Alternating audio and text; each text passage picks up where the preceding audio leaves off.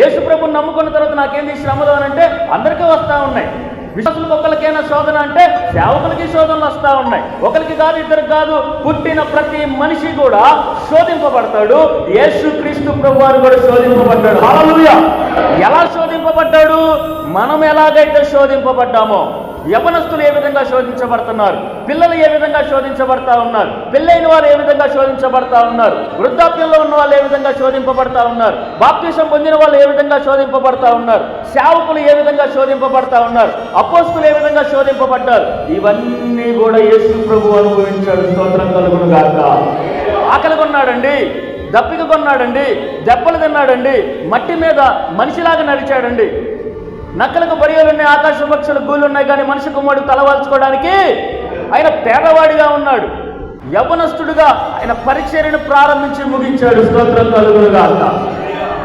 చదువు హెబ్రీయులకు రాసిన పత్రిక 4వ అధ్యాయం 15వ వచనంలో ఏమంటాడు అంటే, మన ప్రధాన యాజకుడు మన బలహీనత యందు మనతో సహానుభావము లేనివాడు కాడు, కానీ సమస్త విషయముల్లో ఆయన శోధింపబడ్డాడు.